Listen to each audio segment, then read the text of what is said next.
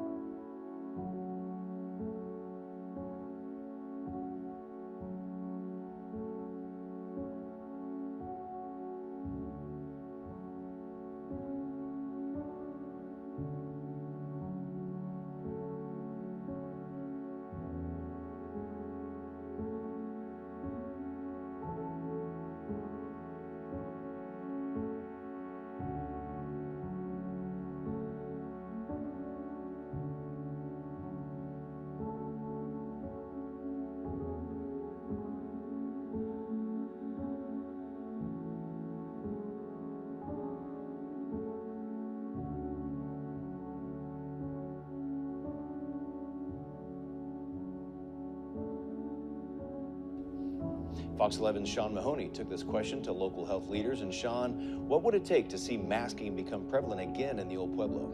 Yeah, well, Dan, Mary, the CDC will recommend universal masking, and keyword recommend, if there are 20 hospitalizations per 100,000 people in a specific area. Said in Tahoe that he had tentatively decided to recommend everyone get the new vaccine. When is he going to decide finally? So as I think you've heard from the FDA and CDC, they've made an announcement on the new vaccine. So certainly they said that there'll be an updated vaccine mid-September, I believe. So we know that, as you all know, vaccinations against COVID-19 remains the safest protection for avoiding hospitalization, long-term health outcomes, and death, which is why we are going to be encouraging Americans to stay up to date on their vaccines.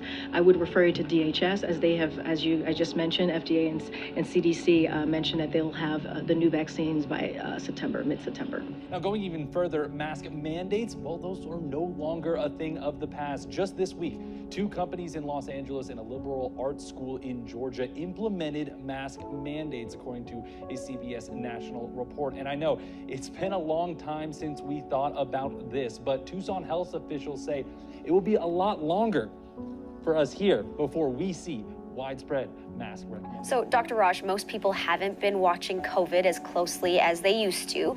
So where are we at here in Canada and Alberta? Yeah, I mean, nobody's been watching COVID as much as we used to. Even the test numbers are down. Anecdotally, I'll tell you, we're definitely seeing more people with COVID in the emergency room and urgent care. And it's not just anecdotal. We're seeing increases in wastewater. We're seeing increases in hospitalizations over the last few weeks across Alberta as well. The viruses mutate. We're going to get different variants. And because we get these different variants, it means that, COVID hasn't gone away. A new variant and a new life into the fear of COVID throughout the nation. A new COVID variant has arrived. Variants are to be expected. This is something that we expect to happen and that we're monitoring for on an ongoing basis. So what's the news with COVID variants these days? I've been hearing about a lot of them. Can you kind of break it down for us? Yeah, there's a real alphabet soup of variants out there. There's 3 that you should be aware of. XBB 1.5 is the variant that is causing the most infections these days. The one that's rising in the charts is called EG5.